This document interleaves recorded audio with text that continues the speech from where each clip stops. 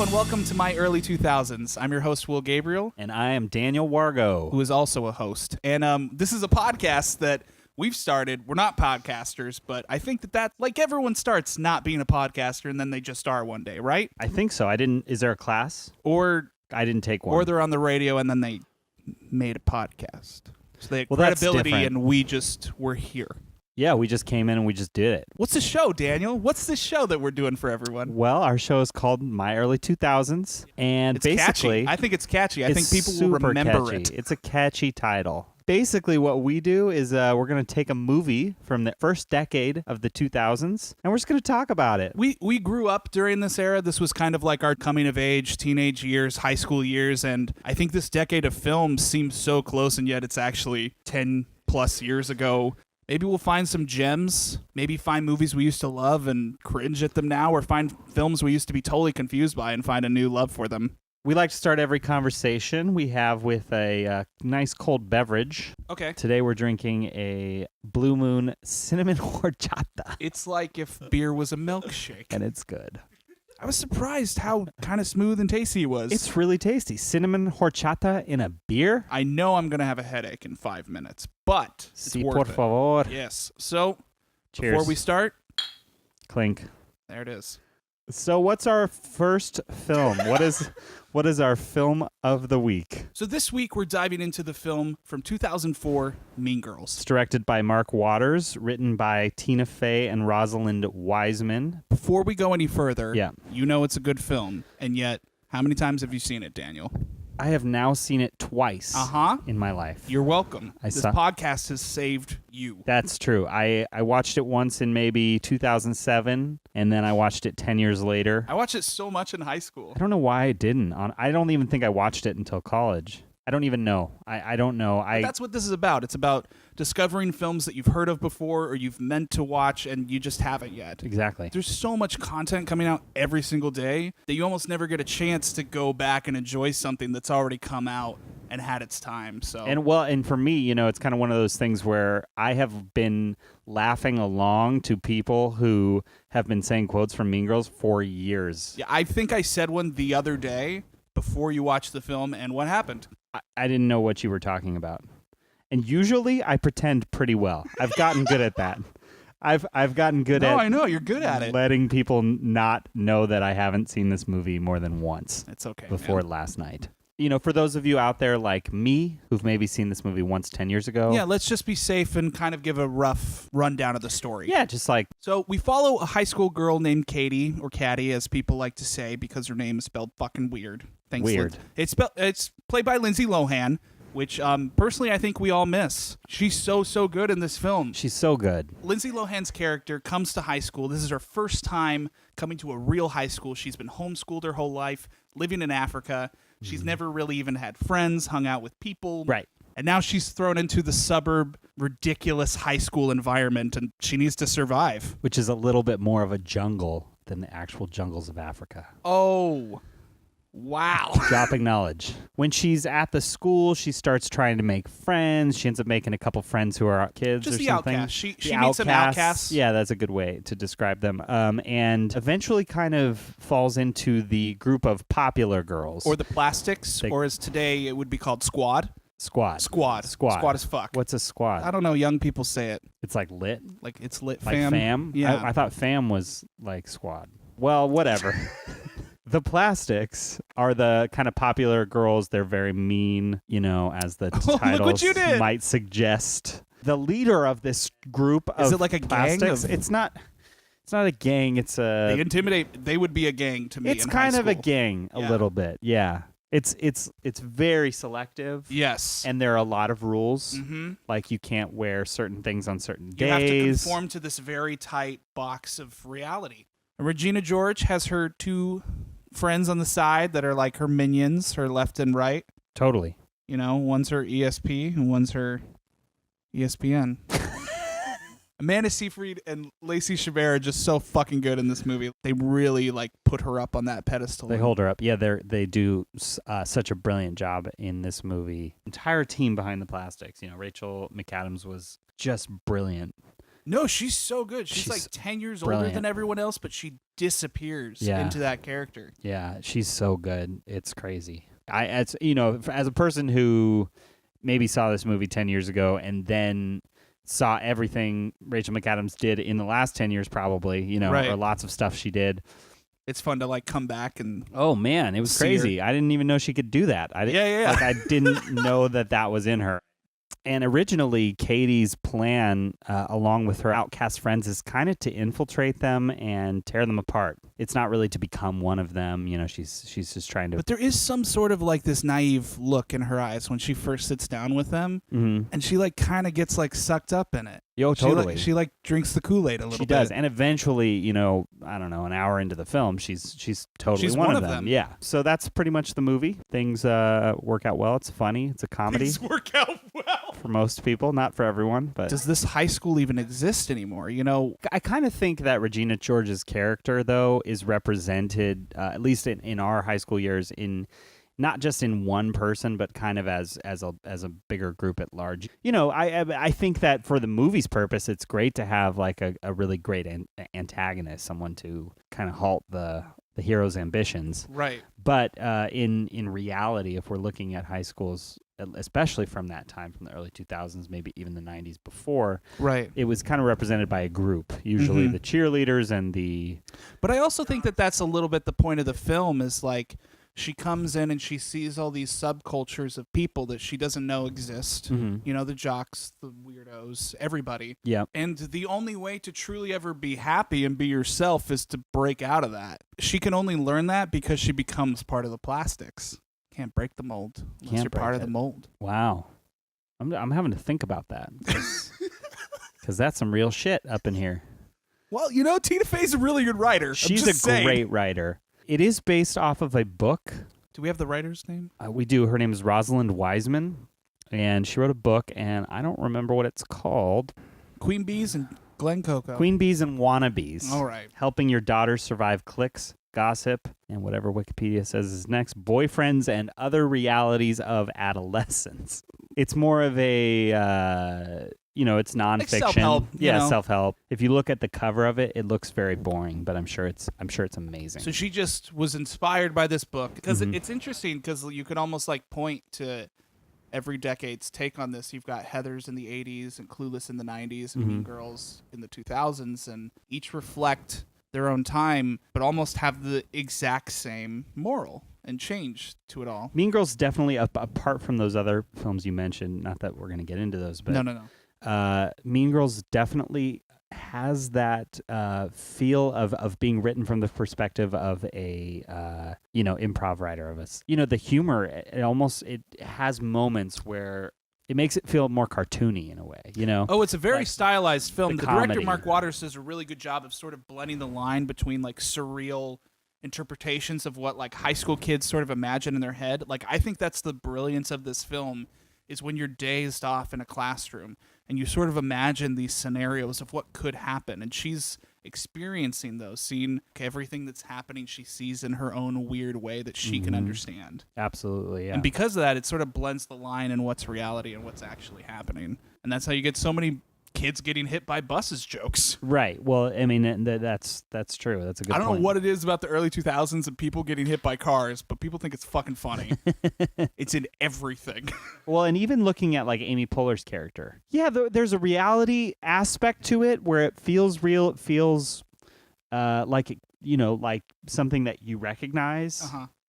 It also feels super stylized in the moments where you've got the sound effects from the it's not the entire film. It's just when she's conflicted and confused and almost searching for something, and it's almost like these visions come to her, like giving her, well, you could do this, it could be that, yes, and then she snaps out of it and goes, oh no, these are people. But even some of the comedy or like some of the characters, like Amy Poehler's character, which is she's super stylized. She's not even she kills it too. Even she does. She's like, amazing. I would never have cast her in that role, and she kills it. She kills it. She's so good.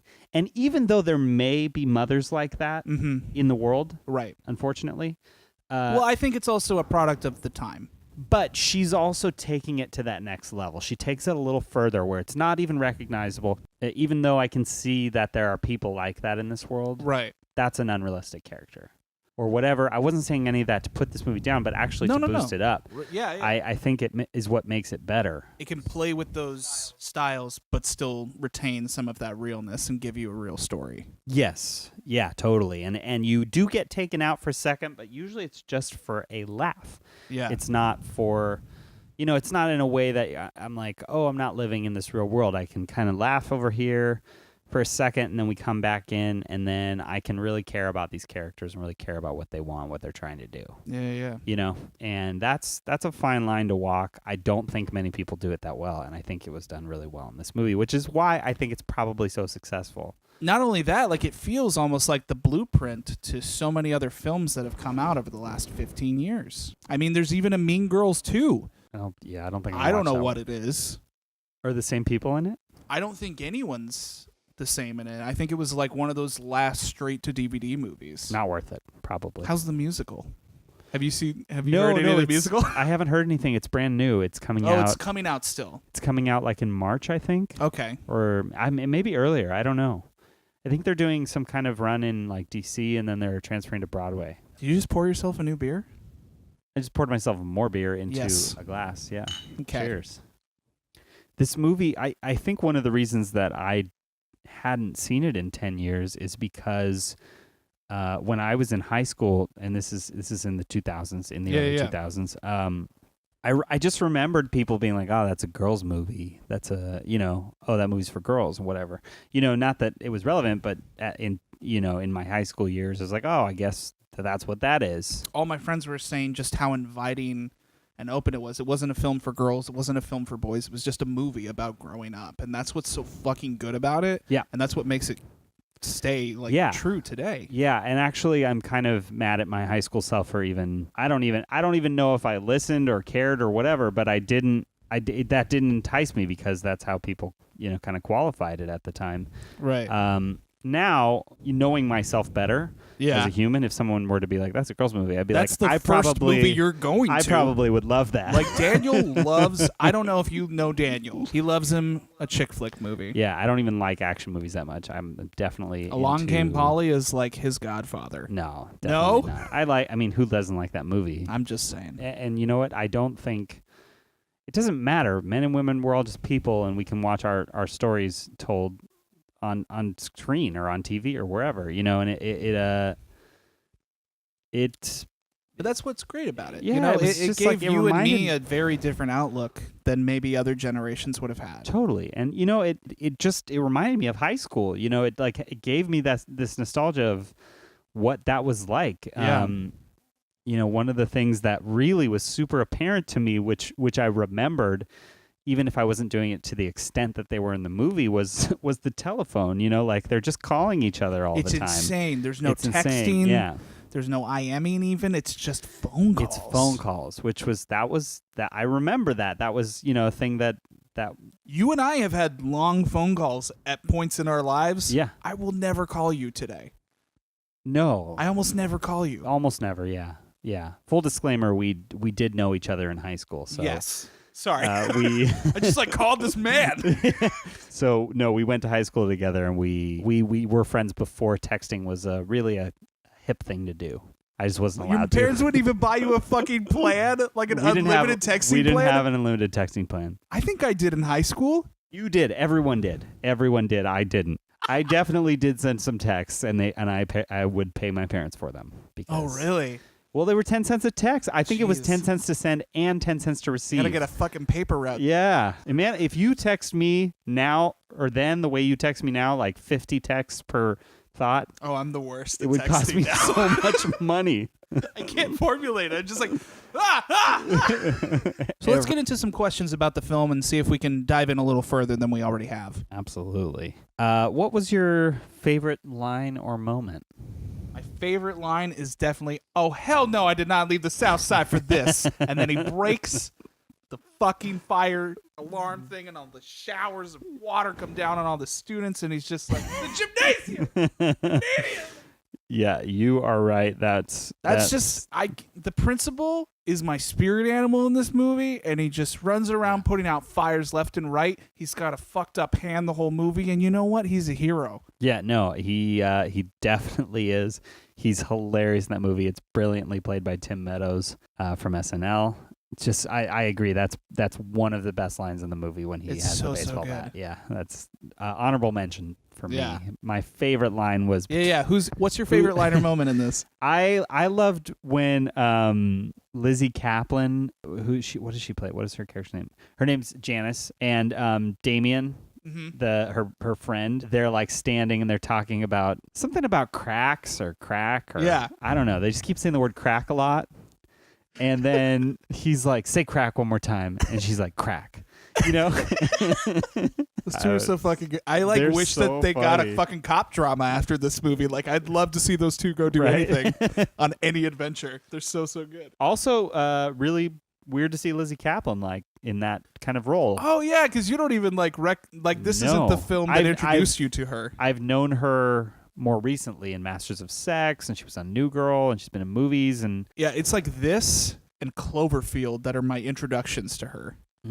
Super weird, right? Yeah, Cloverfield. That's not even like what she's known for, really. No, I kind of forgot she was in that, to be honest, until right now. Maybe that was the first thing I saw her in. Okay, so the next question: if you were on the committee for the Academy Awards, okay, we're dreaming here, I guess. Yeah, and you were going to give out an Oscar, just for a Mean Girls actor or actress, who would get that Oscar? Probably Rachel McAdams, just because she really does disappear for me, and she's so much older than everyone else in the. Not a lot older, but she is like a lot older than most high school kids are. She totally doesn't make it weird at all. She disappears into that character. She does so good. And like you said earlier, like you didn't even know she could do that. I didn't. Like it's a bone, it's a muscle she's flexing. She hasn't flexed in a while, and it's kind of fun to watch. What about you? I am on the same page. I would give it to Rachel McAdams. Oh, sorry. No. Stole your shit. She's perfect in that movie. She plays every moment flawlessly. She's just got everything, you know. She just, I loved her performance. And congratulations on your Oscar, Rachel. We've given it to you. Do we have like honorary Oscars we can like mail everyone when we give them Oscars? We should do that. Yeah. Do you have Rachel McAdams' address? I don't know, but I can look up a picture of an Oscar on Google and we can print it out and just send that to her. How do we find her? I don't know. Just piece of paper, star maps it. Star maps. Good call. Just Great. Be prepared for your Oscar in the mail. Look out for that. Look in the mail. Okay. Soundtrack. Any moments in the soundtrack that you liked? You know, nothing really sticks out to me. It's kind of like that generic early 2000s punk rock, pop punk kind of soundtrack, especially in all the credits and montage scenes. That's probably the only thing that pulls me out of the film, is because it's a trope that is so much of that time that we don't see anymore. So I can't even think of a single song I really even knew other than Jingle Bell Rock. Right. So I guess, you know what? To answer your question, Jingle Bell Rock is my favorite song of Mean Girls. You know, that wasn't even a question. That we're just sort of like going through the numbers and kind of picking out some tracks. Yeah, there wasn't anything that was especially, you know, amazing about it. If we dive into the lyrics, maybe I did love one. Yeah. Or I didn't love it. It really caught my eye, and it's by Pink. I don't remember what the song's called, but like the lyrics were like, if God was a DJ, then love is a dance floor. No, shit, that's not it. If God's a DJ, I don't know. It was just like the lyrics were ridiculous. Yeah. And they happened right around the dance. I definitely heard the lyrics. I'm not going to say whether I liked or disliked the song. Yeah. That's up for anyone else to decide. But I noticed it. So you're not saying you loved it. You're saying you were aware the song happened. I am aware of that song. Cool. And I am also aware of Jingle Bell Rock. Those were two songs I was aware of. Yes. Thanks, Pink. Great. Also, they wear pink on Wednesdays, right? Yeah. And that kind of makes sense. It kind of ties in full circle. I don't think it I'm does. a fan now.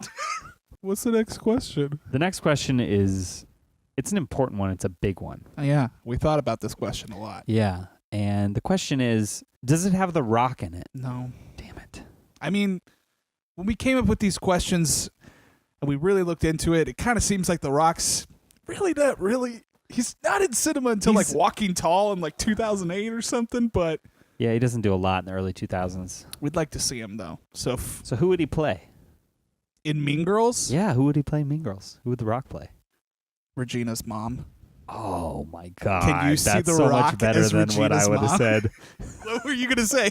I don't know. I just would have said the principal, but I don't want him to be replaced. Right. I just could see him playing that role. Because I thought about that as like this big hunking man trying to control this world of girls, but he can't. Yeah. But I don't want the principal actor to leave, so No, although I don't want Amy Poehler to leave. I don't want Amy Poehler to leave. But The Rock. You know what? Maybe it's her husband. You know, it's Amy Poehler and The Rock.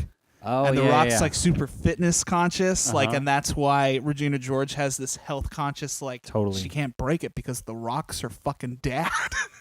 Like, wouldn't you worry about your weight if The Rock was your dad too? Although the Rock weighs probably more than all of us. And all our dads. Combined. But he doesn't have an ounce of fat on him. No, it's all muscle. Way to go, man. Dwayne, cheers to you. We're going to send you some Starburst in the mail because you earned it.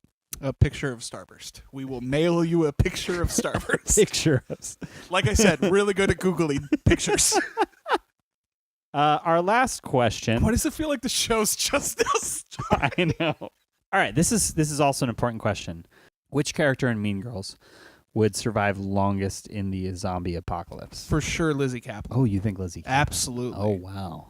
I think Regina George is close, Yeah. but I think Janice could fuck some shit up if she needed to. She could. You know, she doesn't take shit from anybody, and she Yeah. sells soap because it pays the best, not because she wants that job. She'll do anything to get by. Yeah, she's crafty. I don't know, Plus, she wears black a lot. Maybe she can disappear, camouflage into the night. I don't know. I know it's the obvious answer, but I think Regina is going to survive the zombie apocalypse longest. Okay, Janice, Regina, in the apocalypse together. It would be unstoppable. It would be unstoppable until they turn on each other. And then I think Regina would win. Really? Yeah, because Janice throughout the film, like, you could tell that her feelings are hurt over Regina. Whereas Regina doesn't seem to care. Until she lets go of it all, though. And she goes, you know what?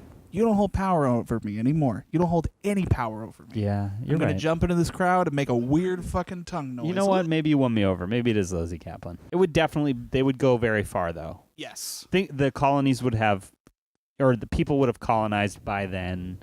Lindsay Lohan would have died at the beginning. She had too many questions. Very beginning, yeah. She doesn't understand. She's like, what do I do? The limit does not exist. Oh, God, I'm eating. She's probably fought a lion before, though, in Africa. Lions are not zombies. That's true. Lions, you can kind of predict their moves. They're lions. Can you? Yeah, you can run More to the left, so than a run to the zombie? right. You know, you can. You can predict an amazing 100-pound cat more than like a stoned person. I've done it. I've done it. I've outrun a lion before. Where? So, in Africa. Yeah. I'm proud of you. And also at the zoo, at the LA Zoo. What were you doing in the enclosure? I wasn't in the enclosure. It was Why out. were you running? Oh. It was very.